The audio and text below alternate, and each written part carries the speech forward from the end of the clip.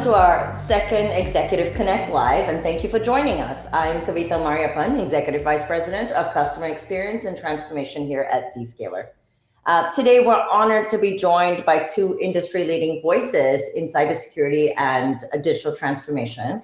Andy Brown, who's a member of Zscaler's Board of Directors since October 2015, and also the CEO of Sandhill East, as well as Sam Curry, VP and CISO in residence at Zscaler. Well, gentlemen, welcome to LinkedIn Live today. Thank you for having us. Yeah. Thank you. Great to have you both. And we really look forward to audience participation today in today's conversation. Our discussion today really is about cyber risk and boards of directors. So please do add your questions in the comments field and we will endeavor to answer as many questions as possible. So let's get started. I think I really want to kind of set the stage today, this morning, on framing the new expectation for corporate boards as it pertains to cybersecurity oversight. So Andy, I want to start with you. Congratulations on the new book, Cybersecurity: 7 Steps for Boards of Directors, that you co-authored with Helmut Ludwig, who is a professor at the Cox School of Business and who serves on many boards. Also, Helmut used to be the CIO of Siemens, prior to his foray into kind of academia. But what was the response? What has the response been like since the launch of this book? I believe you released it at the National Association of Corporate Directors Summit last month. Well, the response honestly has been pretty overwhelming. I mean, we've had a tremendous amount of discussion, particularly at the NACD event, both in the panel and then downstairs. We signed books for a couple of hours and we were listening to what board members had to say. And I think for many board members, the responsibility has been well understood for a while, but how to act on it, I think, has been a bit trickier.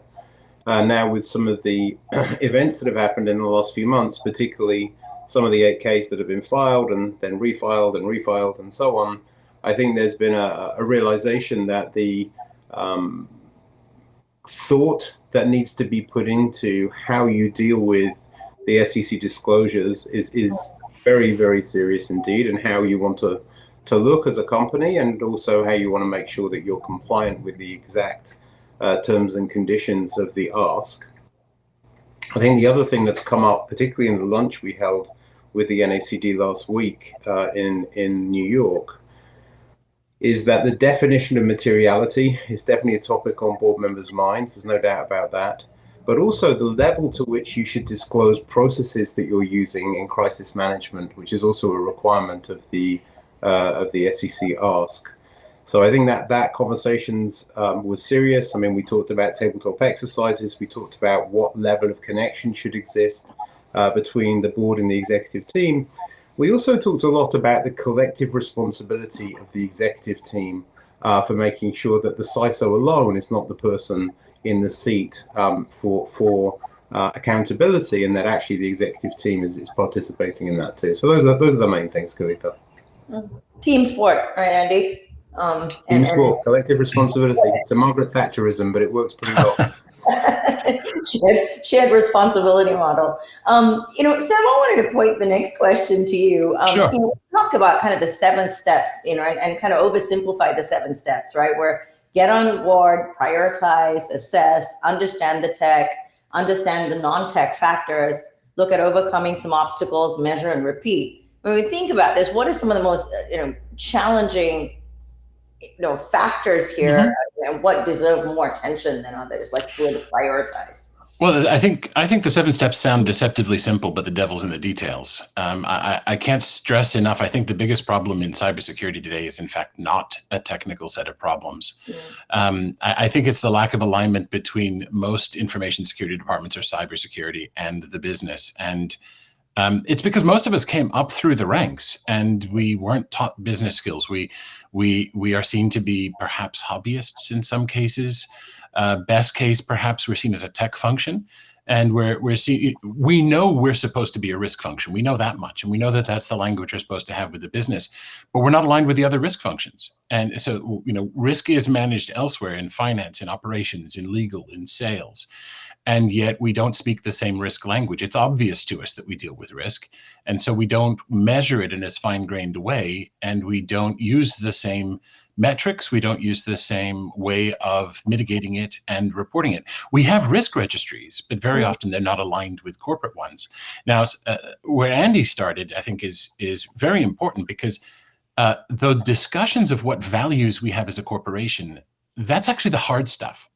The priorities that we have, the ethical frameworks, and then we test it with the tabletops, the things that make it real. Our brains can't tell the difference between a simulation and reality in many cases. And so, what we want is, when the actual crises arrive, not to be for the first time experiencing it. We want to have been through that in our minds, found the rough spots, and said, well, in this case, what does come first when it's insider information versus privacy data versus, when you've got tier 1 things to worry about, and you have to think, this is like the which child matters more horrible question.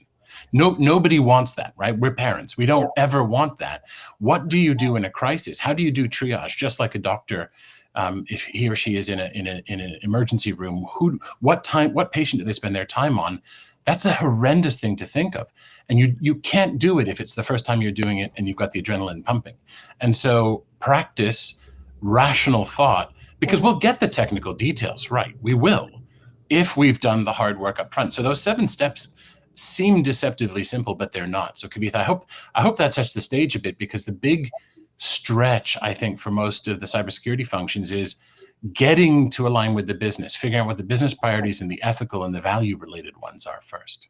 I think there's also the aspect of like the materiality of kind of the nature of the industry, right? And what the regulatory framework looks like for that specific industry as well, right? I think that might govern or guide some of the priorities.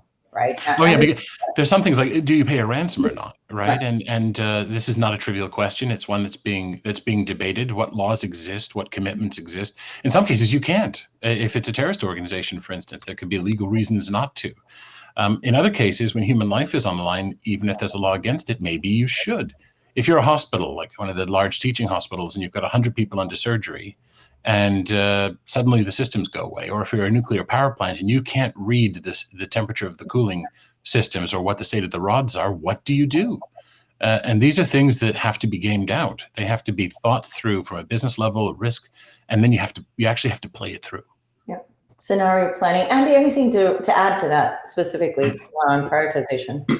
I think probably the most important thing is to understand posture. You've really got to decide consciously what position you want to take, and also who you're empowering to make decisions in a crisis when maybe you can't get everyone that you need together on a call. So I think not only is role playing important, but the assumption that much of the underlying technology you use to even run your business, which might include how you do role playing, by the way, is not available at the time.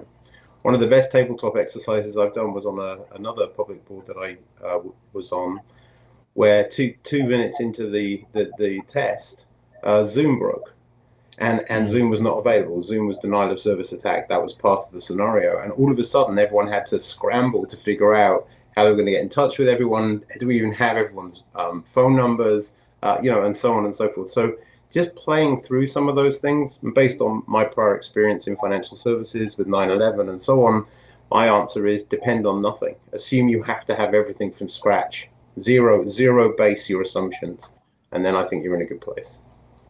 Oh, that's good advice. So let's shift a little bit. I'd like to kind of explore a little bit how we can help our audience understand, the role of the CISO, right, in building support for cyber initiatives at a board level. More and more we're starting to see, not just the CISOs updating kind of the audit committee and the risk committee, but there's obviously the readout at the board level. There's the executive team having subcommittees as well, in terms of how we're this risk oversight is managed within that organization, right? So how can they build support for this within their organizations? Because every organization has a different level of maturity and, obviously politics, culture, all kinds of things, governance. Perhaps Sam, we'll start with you and then Andy, jump in. So I had a manager many years ago who said, there's 3 kinds of relationships you have. You have up, right? And you'll keep your boss happy or you'll probably lose your job, right? That's going to happen. And then there's people who report to you and they'll probably keep you happy or they'll lose their jobs, right? But you can't succeed without peers. and nobody has to keep anybody happy in those relationships. And so I think I mentioned the gap between security and the business. As a CISO in particular, you get there, and I think the hardest thing to realize is you're not supposed to be the smartest cyber person in the company anymore. You're in fact supposed to be a business person first, and that is difficult to understand. Your job is now a series of conversations so that the company gets to acceptable risk for acceptable return, and you're going to have to drive some transformations for the company. This is tough.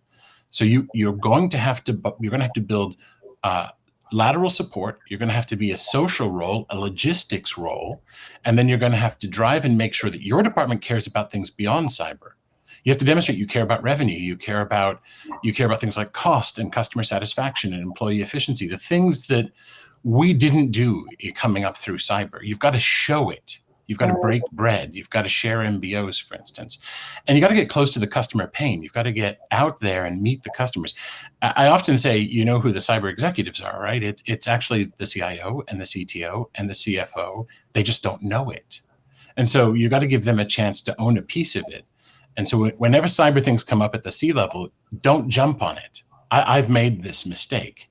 And so before you go to the board, before we even talk about talking to the board, nobody should be surprised by what's in your report to the board, either at the board level or among your peers.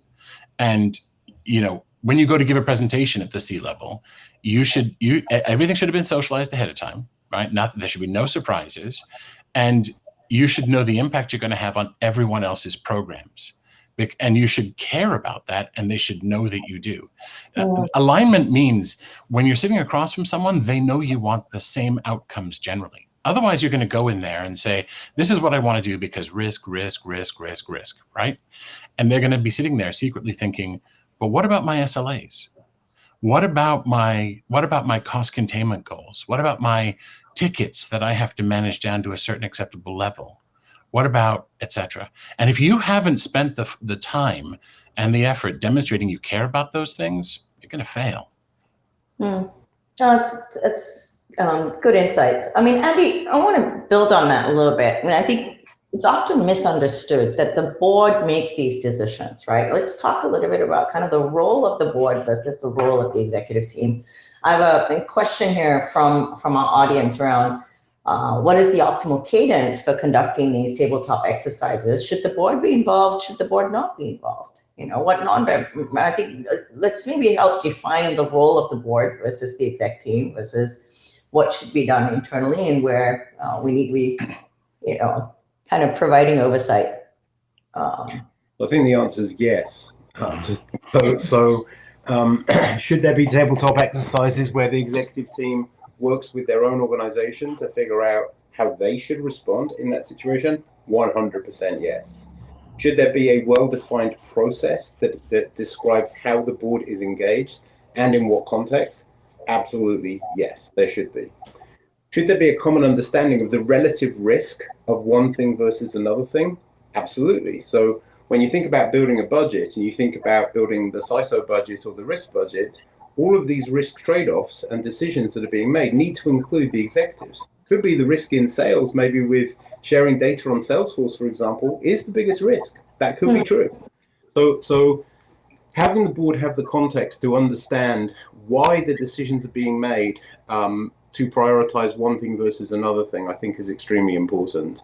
As a board member myself, and you know this, Kavitha, I always ask, what things didn't make it into the budget? I want to see those. I want to see which things didn't make it, because maybe I'd rather spend the additional $2 to $3 million to get those things in, because I want to make sure that the oversight is actually oversight. I'm actually looking at not just what we're being told is the right set of things to do, but also what is the things that are not being. Oh, we lost him. Uh-oh. See, this is where I could answer a question for you, and then you compare the two. Yeah. So I think sorry about that, my phone rang. But I think the thing is that understanding that relative risk is really, really important for people. Mm-hmm. And you know, the second thing I think that is important is that the board members also participate in understanding the process maturity of the organization. You know, whether it's through NIST engagements with the SIs, for example, to come in and look at process maturity. Because once you understand process maturity, which is a bit of a proxy really for repeatability, then you'll know where the gaps are in the organization that you can double down on. So I think that's those are two good things to think about.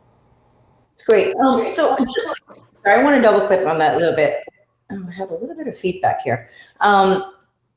With that said, right, what kind of cybersecurity expertise should board members have? Because, to really exercise that level of oversight and not just take boxes, right? And based on what you just said, there's some inherent knowledge there. And from a cyber security and risk management perspective, how are these board compositions shifting right now to accommodate for that need?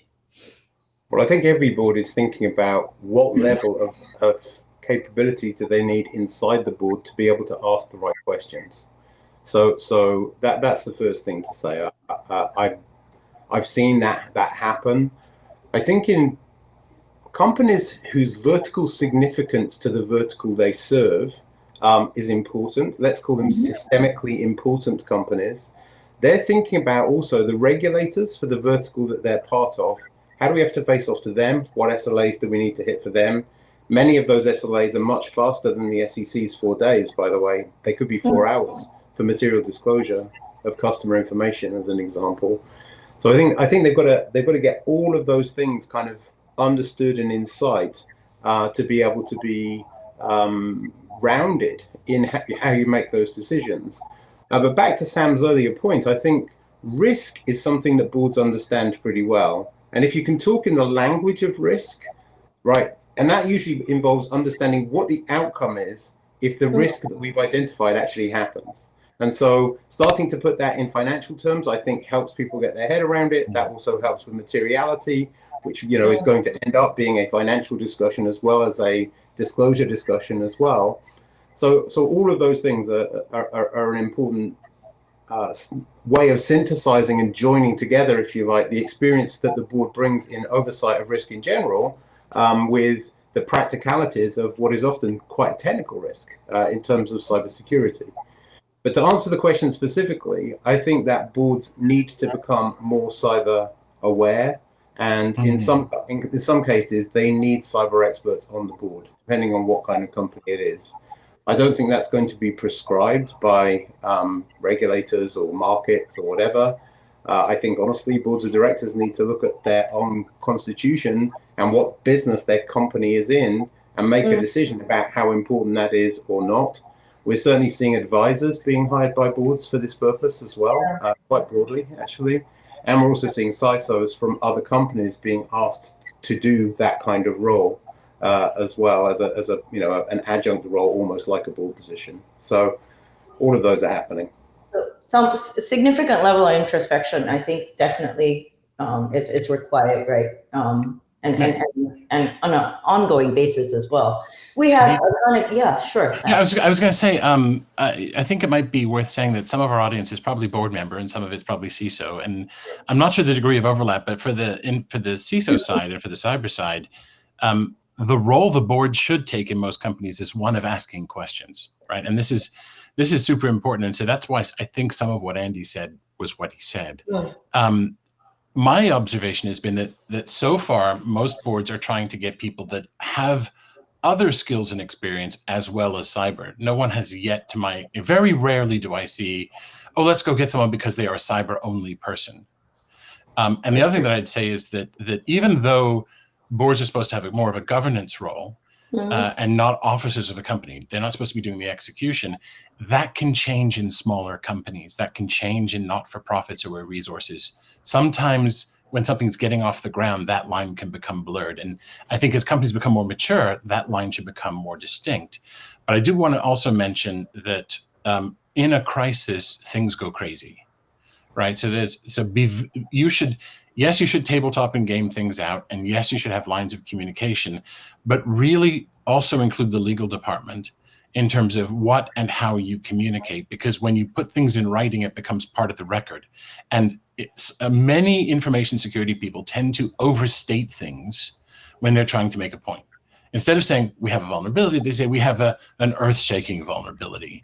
And that type of language can overemphasize things. So get in the habit of convening people and having a discussion. And when you write it down with a view to posterity. What will this play out like to a neutral audience in the far future? Because it's exactly what happens. This stuff becomes part of the discoverable record for eternity, effectively. I mean, just to double click on that for 1 second. I mean, when you've worked in financial services, what you've learned over the years is that anything you write can be on the front page of the Wall Street Journal the next day. And I honestly think you need to think the same way about this. Yep. Anything that's discoverable is material evidence, which the papers will be quite happy to put on the front page of the Wall Street Journal the next day. 100%. Yep. And if you look at kind of the couple of very public lawsuits that have occurred, those quotes have actually been included in the articles. So I think it's reasonable to assume that will be the case going forward as well. And they haunt you. Yeah. True. For perpetuating, we have tons of great questions from our audience. So let's go through them. Yeah. I'm going to pull some up here. So I think this one's for you, Sam. Sam mentioned that the government urges businesses not to pay ransoms. Mm-hmm. Now, threat actors are filing SEC claims against the victims. Yeah. How should businesses respond if threat actors demand ransom and threaten to file an SEC report? Pay themselves or do something else? It is insane that this has happened, but it's not so much a report as it was a tip. The ransom gangs like to do their double and triple extortion, right? Which is pay me and it will quietly go away, which it won't, by the way, right? Because it will still become public knowledge. You have to disclose unless you're breaking the law, and that doesn't. Not only does that not look good, don't do that.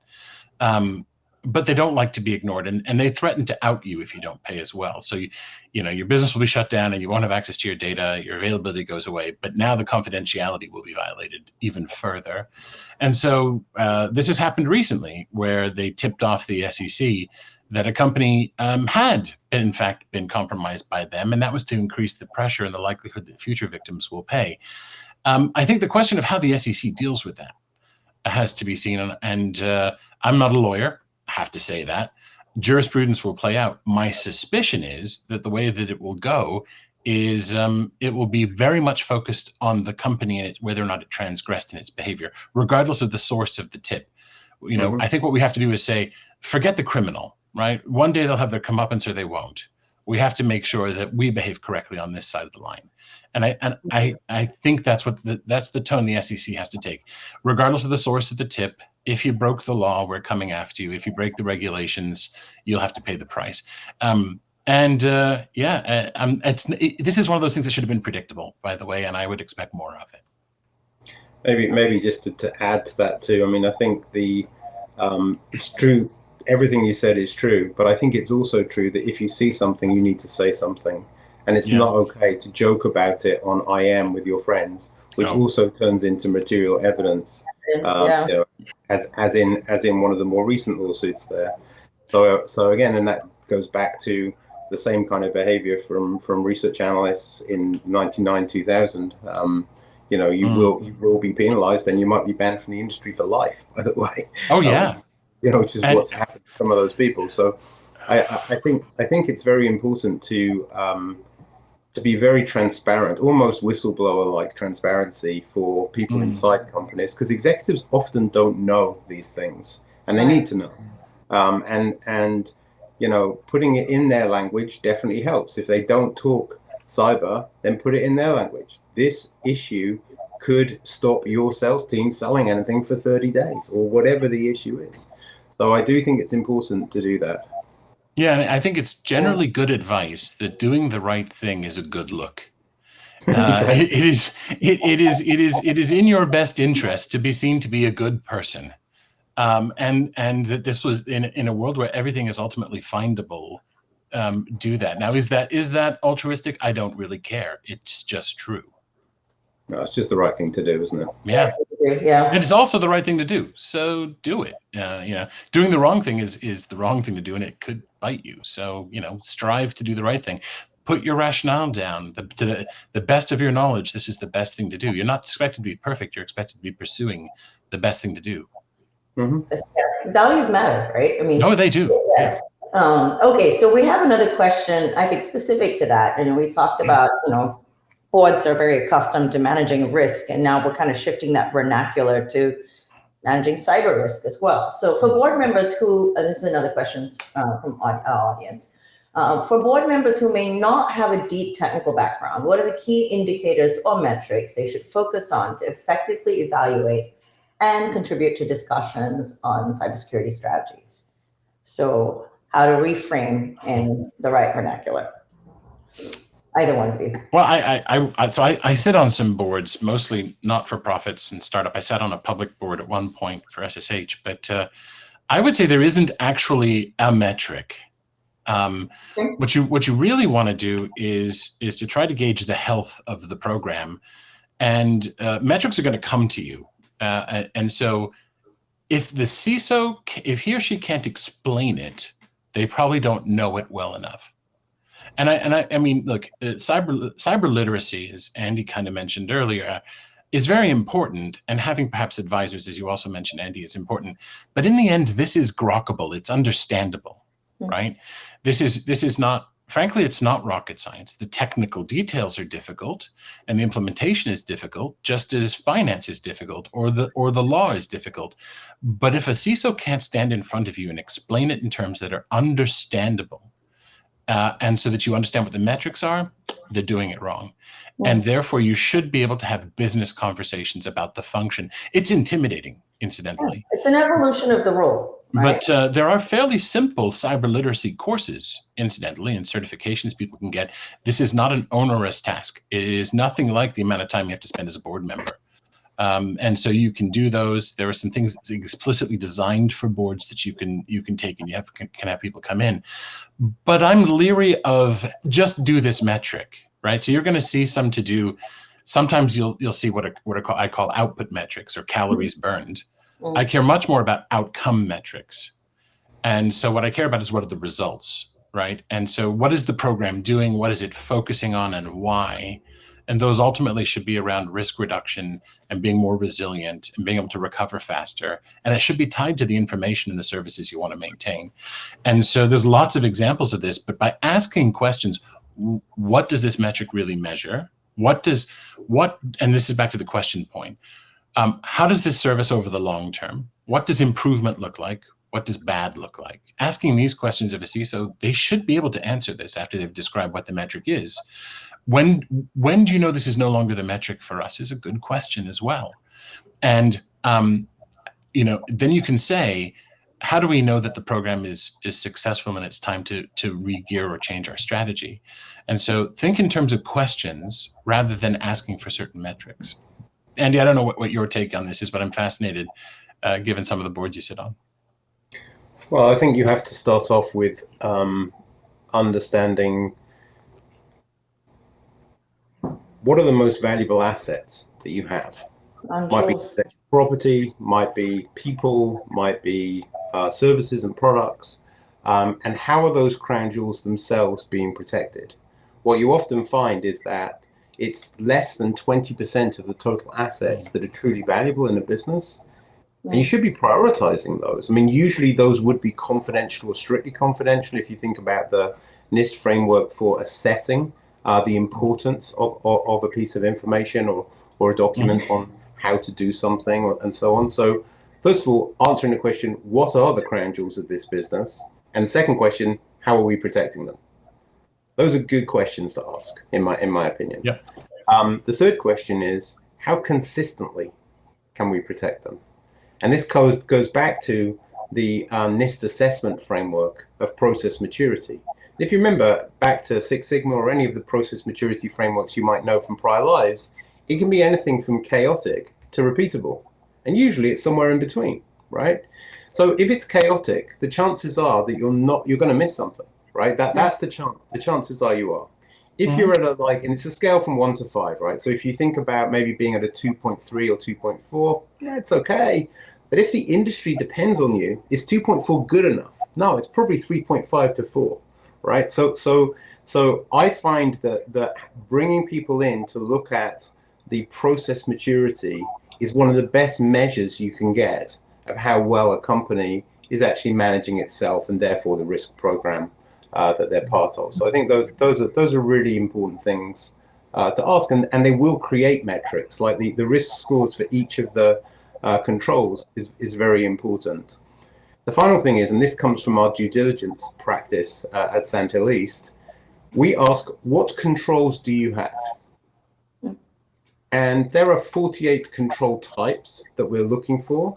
And usually people say they've got somewhere between 20 and 30 of those covered. That's a good question to ask. The second question is the killer question. Can you evidence the controls that you have? Are you following processes that you say you're following, and can you evidence that you've done that? And generally what happens, the second question is that you get much less coverage on the answers. So if it's 48 and you maybe got 20 to 30, maybe you get 15 that can be evidenced.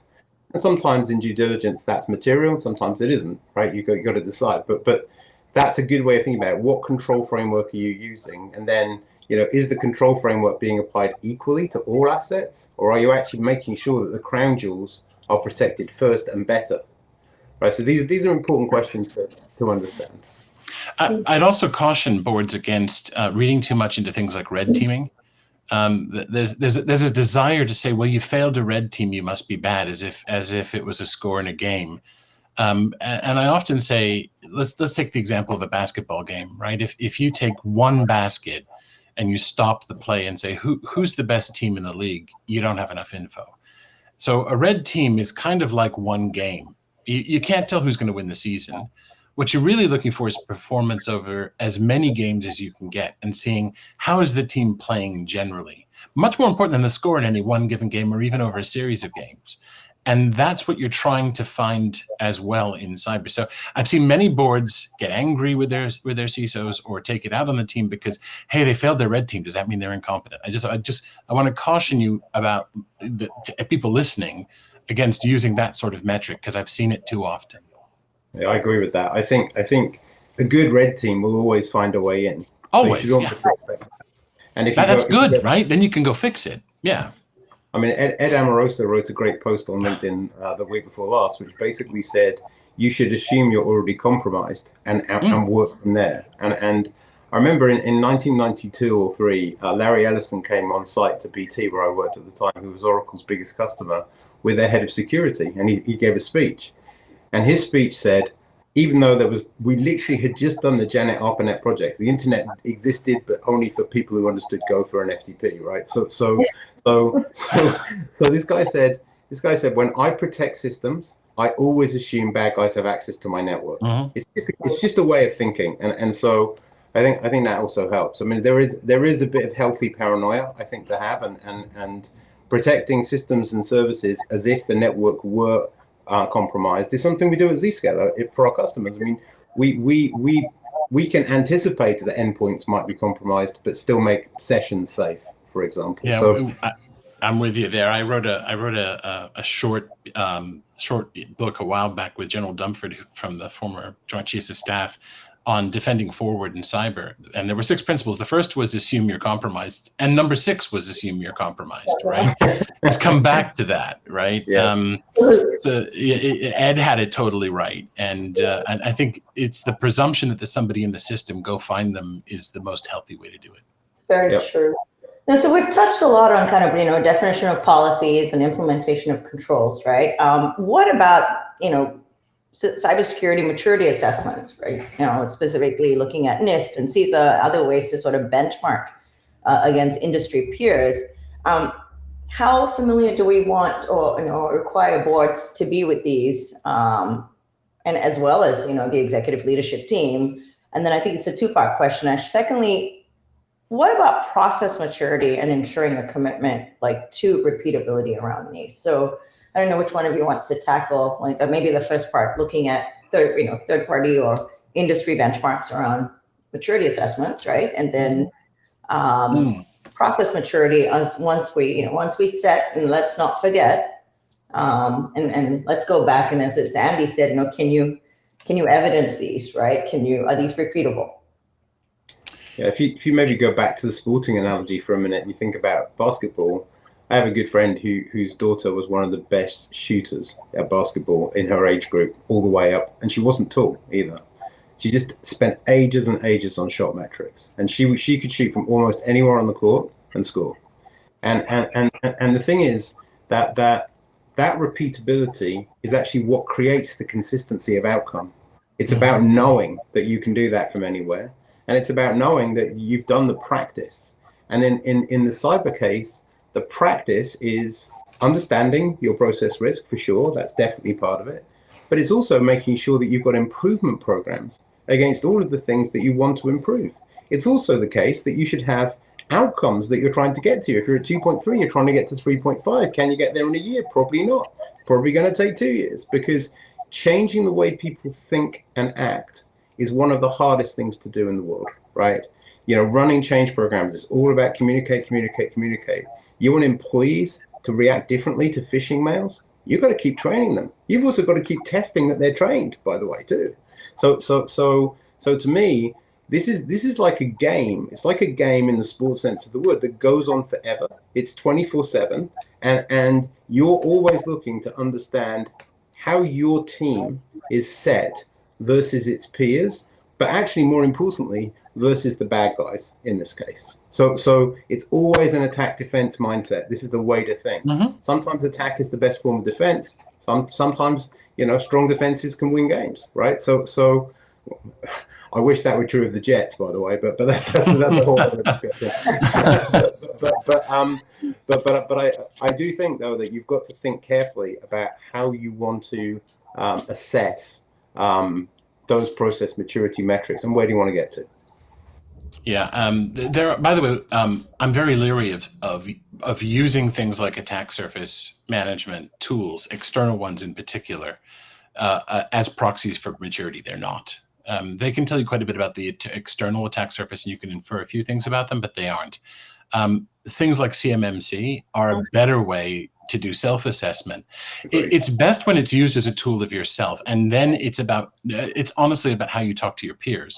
Because you can do more in a peer group, for instance, with the ISACs.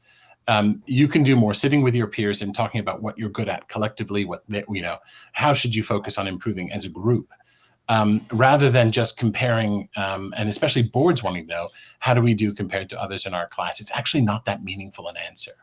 And so, what you want to do is set, what are your targets? And by the way, if you look at the maturity scales within CMMC, achieving a 1 or a 2 on the scale is actually quite significant. And so people may go, oh, what, you're only a 1 or a 2? No. It takes a lot of time to get there. It's about the rate at which you're improving your maturity and what your goals are and what you need to get to. And I'd also say that in this age, to where the conversation sort of went of LLMs and Gen AI, what we're going to see is far more effective phishing and social engineering coming, in particular because of what it does with language. I think that we're going to have to, outside of cyber, get much tougher on process. When you can get not just phishing, but deep fake that sounds like the personality of your CEO actually calling you, then you're going to have to say, no, I'm sorry, I don't care who you are, and you have to be able to say it to your CEO and test this. This is the way the money moves in the company. Right, that the CEO of your company will never call and ask you for gift cards, right, for instance. And so we're going to have to firm up processes beyond cyber much more diligently. So to your point, Andy, yes, awareness, but we're going to have to take that away and internalize what it means from process improvement and process maturity everywhere. And I also think that we have a chance to actually throw some deception in and actually start to improve from deception perspective using those same tools, make it a more hostile environment for the opponent as well. But that's getting too much into the weeds. I think right now, what the board should be asking is questions about where are you on the maturity scale? Do you have objectives around that? And how are you going to take care of improvements in language by the opponent with social engineering? What are you going to do? I mean, it's very true. I think we're so sorry, Andy, go on. No, I do think that the concept of always verify that's part of Zero Trust is in that voice and video example, right? I mean, when I get hit up on Facebook by someone who looks like my father, who's unfortunately no longer with us, I mean, I can ask them one question and know what kind of attacker they are, by the way. So I think if you believe something isn't likely to be the person you think it is, asking a simple question that you both know the answer to is always the right thing to do. And 9 times out of 10, if your gut is right, probably they can't answer the question either. And by the way, if you are a board member or a CEO and you don't have your badge and you go to the office and a junior person actually has the courage to challenge you on it, reward them. Sure. I mean, this user awareness training that, we need to kind of shift culturally, right? Now, I want to wrap up that discussion we had around process and benchmarking. And I think a lot of this has been because of kind of this outside in assessment mentality that we've had with risk. And I think really asking about, what is our inside out methodology as well in terms of, how organizations assess risk and manage risk. And that's shifting target, right? Yep. Let's go to long-term impact of SEC charges, like those that have been filed against CISOs at companies like SolarWinds and Uber. These are all major public organizations, and we've seen sort of this new precedence, right? And how are CIOs and CISOs to communicate with their board and executive team upon these incidents? Because it's a scary place now. It's in a sense, these roles. I mean, I know a lot of, everybody has coverage, et cetera, but let's talk about how scary it is to be a CISO today in a public company. Yeah, I have a lot here. Andy, do you want to go on this one or should I? I'm okay either way. Okay, well, why don't I start? I mean, I think that the Joe Sullivan case in particular started a set of conversations with CISOs and their boards about how much is the right amount of indemnification and liability for them to have, and should they be part of D&O insurance. And truthfully, I think if you look at the average lifespan of a CISO role, which I think somewhere between 18 and 24 months, but don't quote me on that. That story tells its own tale. And so, the opportunity for the CISO to be the scapegoat for a security incident is there almost every day, actually. And if you believe in collective responsibility, then you've got to actually get the executive team to take the pain with the good, right? You bring in great sales numbers, everyone's happy, everyone gets paid more. You have a risk incident, everyone's unhappy, and they figure out together how they're going to solve that problem and stop it ever happening again. And maybe they look at their own thinking around posture and process and start to think about other things that could happen to them on the basis that this one happened. Now, it can't be, the CISO is almost required to be superhuman, right? And truthfully, people have superpowers, that's true, but that's all coming from experience. And many CISOs that have been promoted into role are promoted 2 promotions ahead of the rest of the world because there aren't enough CISOs. We're still short millions of CISOs worldwide. So if we don't want to make it the role of penalty, what we actually want to do is encourage people to stay, encourage persistent intent in companies to be the best they can be in terms of cyber protection. What we need to do is get to a collective responsible outcome, in my opinion, both within companies and between boards and the companies as well. There needs to be a distance between boards and the executive management team. You can't have people all saying yes too easily. It's not going to work. You want people that say no, you want people that ask hard questions. But within a company, blaming the CISO is a story and a tale that has gone on for decades at this point. And I think it's time really for people to say, this isn't actually going to help. By the way, the person that you're firing is the person that just spent 2 years learning exactly what situation your cyber defense is in. And so my personal point of view is that until the blame shifts away from the CISO and it becomes a much broader executive program, not blame, it becomes a program. And how do you keep getting better and better? How do you keep getting the process maturity up? How do you keep blocking? How do you keep red teaming all the time? How do you keep doing these tabletop exercises once every 2 months, maybe with the executive team, once a quarter with the board? Because you just got to get better and better at it.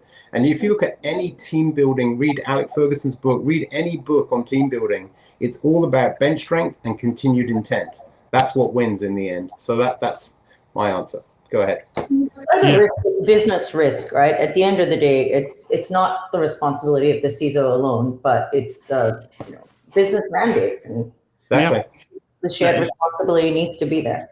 So I would add, Andy, agree with everything you said, especially about it being a conversation now that people are having. However, the two cases are very, very different.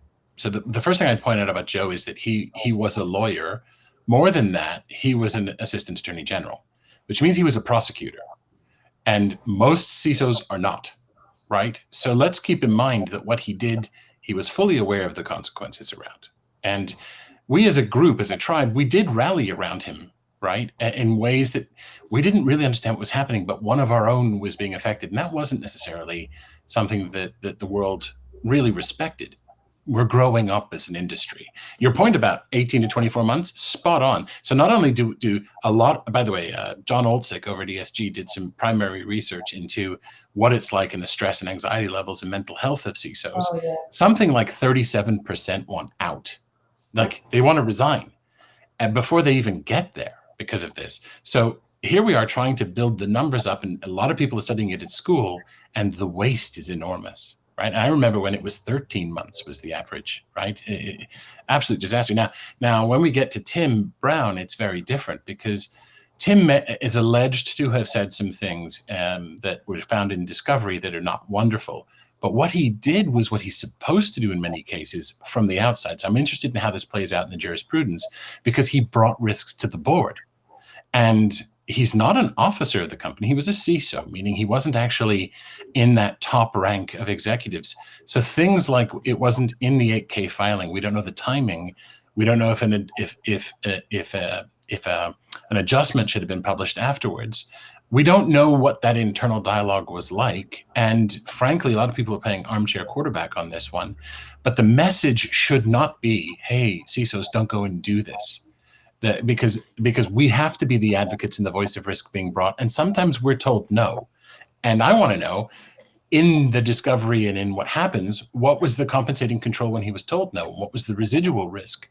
None of that is yet known. So we're all, as a community now in this case, where he's not a lawyer, and it looks like he was doing the things he should have done, now we all want to see how this one plays out. Because Joe was different, right? Joe was a lawyer. And so I had less sympathy in that case personally, and I'm fine saying that. But in the case of Tim, we're all going, so what does this mean long term? Because there's, the company's involved and he's involved, but he's the named one. And it couldn't have been him alone. I'm just going to say that. Yeah. No, makes sense. Andy, you were going to say something before I jump to? I just think the requirement for collective responsibility and accountability is true in every case, right? And I agree, we don't know exactly what happened at Uber, or maybe we know more about what happened at Uber than we do at SolarWinds. But I think the point is that from a governance perspective and from a control perspective, executive teams, people who are, Section 16 officers or direct reports of CEOs or whatever, are part of deciding what risk level is acceptable for the business and what risk posture is acceptable for the business.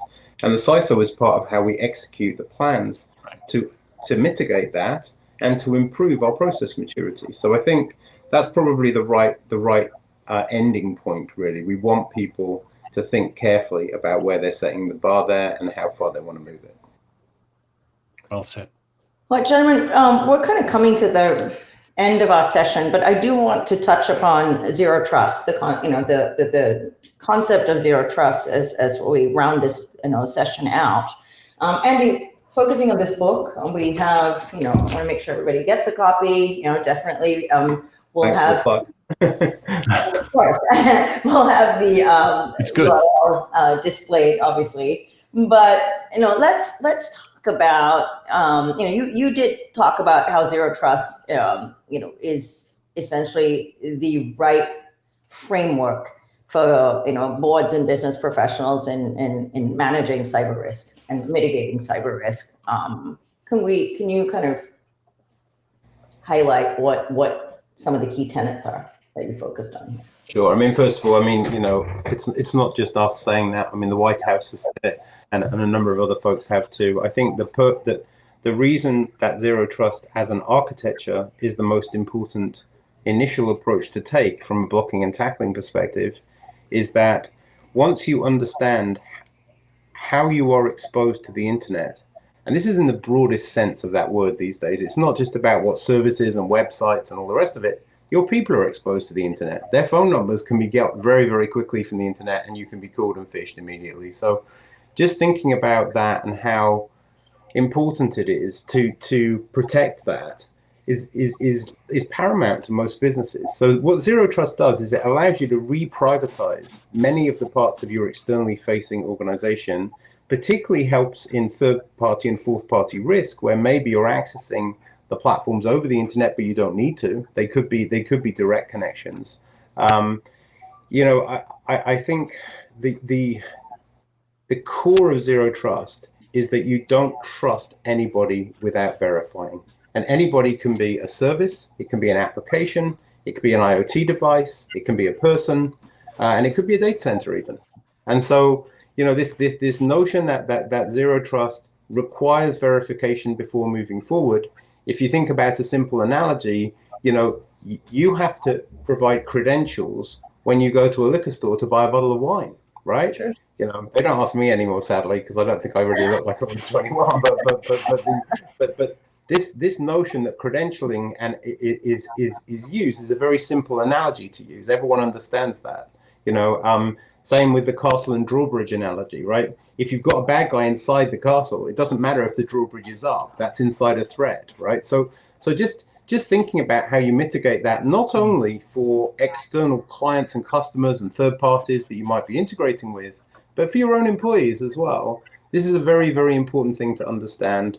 The concept of lateral movement is key to Zero Trust, and understanding if you let someone into the castle, maybe they can go anywhere in the castle that they want to, but actually what you really want to do is let them come into the room that you want to meet them in, and then let them back out over the drawbridge when they leave. So to me, I think Zero Trust for boards is about the analogy of every transaction being checked, being verified before it is executed. And that gives you a large protection that you wouldn't have if you didn't do that. Thanks, Andy. Sam, did you have anything to add to that? Yeah, a couple things. Very simply, trust is proportional to risk. And so if you're in an environment where you've minimized trust, you're minimizing risk by default. And the second is that when you put in an authorization infrastructure that does effectively just-in-time connection, the notion of lateral movement either changes or goes away in many cases. Discovery goes away, but you build a platform to do more interesting things, right? That's when as a company, you can start to inspect and make risk-based decisions. You can do more granular things in terms of access. You can start to say, where does data go or not go? And in fact, we talked earlier about, how much I didn't trust things like external attack surface management. You can actually start to measure what your security maturity is when you do this correctly. And so I think once you've done this transformation, it changes IT, it changes how you do and become application centric. It also changes so that you become risk centric in your security decisions. And that becomes much more visible to the whole organization, including the board. So I think that's why, because the first one is, okay, less trust, less risk. The second is you've got a whole new platform to be risk centric. Thank you, Sam. Well, gentlemen, that's about all the time we have for today's Executive Connect. I want to thank you for spending the time with us and sharing your, insights, expertise. I know thank you. Thank you. You are most welcome. And I really hope that our audience has taken away some invaluable sort of lessons and insights from this session. I think for me, what was key is that, with ultimate oversight, board members play a critical role in ensuring cyber risk hygiene, right, in their organizations, proper practices, and sort of governance. And I think by actively engaging in these cybersecurity policy discussions, by learning, because we're at a kind of transitional point right now, we have to learn new skills, and by exercising that true oversight role, and we play a more critical role in kind of that decision-making process, right? And I think with that, board members, obviously, and executive leadership teams can help establish a much better and more resilient sort of cyber security and risk management culture within their organizations. So great takeaways here. I hope it was valuable for all our attendees, and to all of you who have spent the last hour with us. We here at Zscaler thank you, and hope you all have a happy and safe Thanksgiving break with your families. Take care, everybody.